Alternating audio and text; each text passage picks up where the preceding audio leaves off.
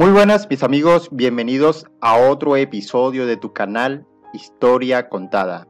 El día de hoy vamos a tratar el tema de la medicina romana y la ética. Precisamente en estos momentos que estamos viviendo una crisis sanitaria que surge a través del patógeno, un patógeno bastante desconocido y un patógeno que nos ha tenido con bastante miedo a lo largo de este largo año 2020-2021, conocido como el año de la pandemia. Tenemos que destacar sin duda que la medicina ocupó una posición muy importante dentro de la civilización romana y tuvo un gran desarrollo en Hispania. Roma, el gran imperio, tuvo sus conquistas, su expansión, sus majestuosas construcciones y sus emperadores. Además tuvo su medicina. Esto es importante traerlo a colación, tener en cuenta que Roma tuvo su propia medicina. La medicina romana era esencialmente griega, pero los romanos hicieron tres contribuciones fundamentales. La primera tiene que ver con los hospitales militares, la segunda tiene que ver con el saneamiento ambiental y la tercera contribución fue la legislación de la práctica y de la enseñanza médica. Entonces podemos afirmar que los romanos hicieron gran uso de la medicina tradicional y también de la medicina natural. Se destacaron como médicos Galeno y Celso, de ahí el término galeno que se le da a los médicos, que hicieron grandes aportes que se extienden hasta la actualidad. Según la leyenda, Roma fue fundada en el año 753 a.C.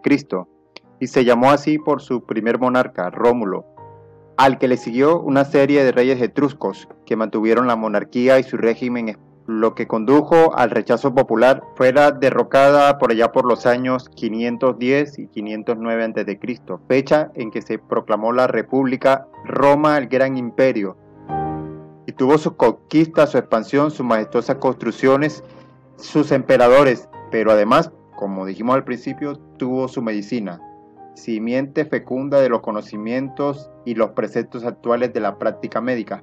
Podemos dar el origen de la práctica médica en este origen de Roma. Roma es el que da el impulso a la medicina tal como la conocemos a día de hoy. Tenemos que decir que al principio no existía la profesión como tal y las enfermedades se curaban con plantas medicinales prescritas por el paterfamilias. También era usado el incubatio, es decir, el enfermo pasaba la noche en el templo del dios sanador, que en sueños le indicaba los pasos a seguir para sanar.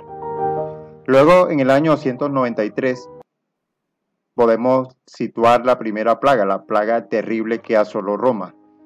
Alarmados los romanos por su gravedad y sin saber qué solucionar o qué solución aportar, los ancianos consultaron sus libros civilinos. La respuesta obtenida fue que buscaran ayuda del dios griego Asclepios de Epidauro. La leyenda dice que se envió un aviso especial y que el dios aceptó la solicitud, viajó a Roma en forma de serpiente y así la plaga terminó. Los romanos agradecidos le construyeron un templo al dios.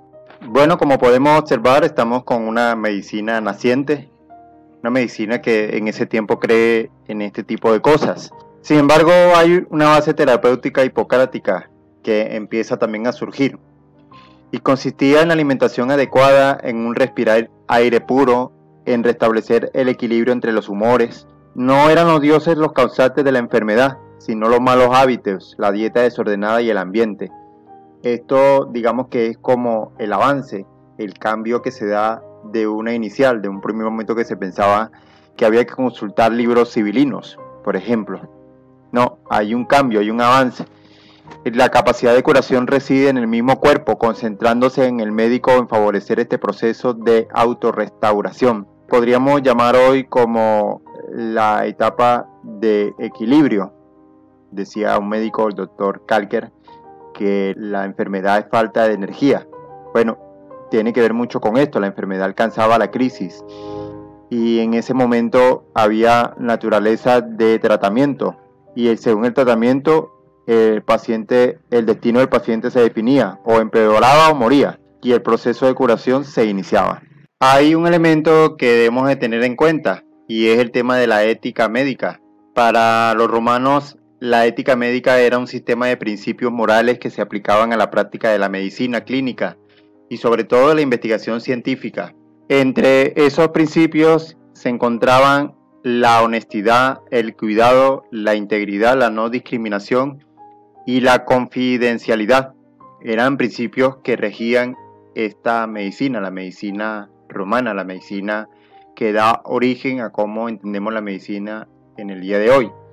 Y creo que es un punto de inflexión importante de entender, porque la ética va unido a la práctica médica en este caso, y a todas las demás prácticas, por supuesto, pero en este caso a la ética médica, que es el tema que estamos trabajando.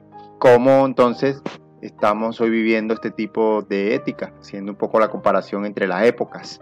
Llegados a este punto, es necesario aclarar lo que se entiende por ética, o mejor, por el obrar éticamente correcto, porque esto afecta mucho a lo que es la ciencia médica.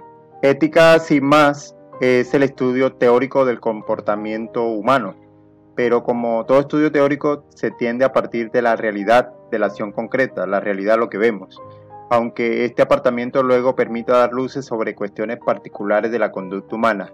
Es más productivo un acercamiento parecido al de los inicios de la filosofía, es decir, miramos la realidad y lo que habitualmente se dice de ella.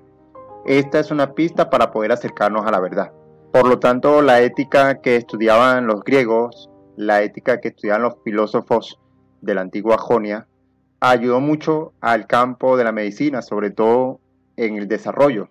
Ya pasamos de un origen a un desarrollo. Aquí en este episodio solamente vamos a trabajar el tema de la medicina en la antigua Roma, después vamos a pasar a la medieval. Pero es importante que ellos colocaron como base fundamental la ética y desde allí hicieron todas las demás actividades que tienen que ver con la medicina. Por eso, al hablar de la ética médica, se debe considerar el respeto de la autonomía, sobre todo la autonomía de los pacientes. Un tema importante y un tema que nos está tocando realmente, está respetando la autonomía de los pacientes en cuanto a fármacos. También ética de lo que se refiere a la transparencia, sobre todo la transparencia para dar a conocer cómo se realizan las vacunas, por poner un ejemplo, hoy que está de moda y que produce tanto escepticismo en la población, ya que no se sabe realmente cómo están fabricadas, qué tipo de material. Es capaz de conocerla aquel que investigue, pero no lo vamos a ver en los medios de comunicación, no lo vamos a ver, porque precisamente el ocultamiento está dentro de esta agenda, o podemos llamarlo antiética, en la cual no se nos informa, no se nos quiere decir de qué están hechos nuestros fármacos, cayendo así en un círculo vicioso. Es decir, mucha gente no sabe porque no quiere y otros porque en el fondo también tienen pereza de investigar. Mientras que hay un tercer grupo, podríamos decir, que sí domina el tema, que sí sabe qué es lo que se está haciendo y que por supuesto no lo van a divulgar. Por supuesto, esto se convierte en un tema actual como lo estamos viendo, porque la ética domina las acciones del hombre, sobre todo la ética que lleva a los actos que nosotros realizamos a diario. Ética que en el mundo griego pues la tenía muy claro aquellos filósofos. Pues por supuesto nos da una idea de lo que estamos viviendo y cómo nosotros tenemos que también investigar por nuestra cuenta lo máximo que podamos. Muy bien, vamos a dejar el tema de la ética médica en la época medieval para el siguiente capítulo. Hasta aquí llegamos con el capítulo de hoy. Espero que te suscribas al canal. Hasta la próxima.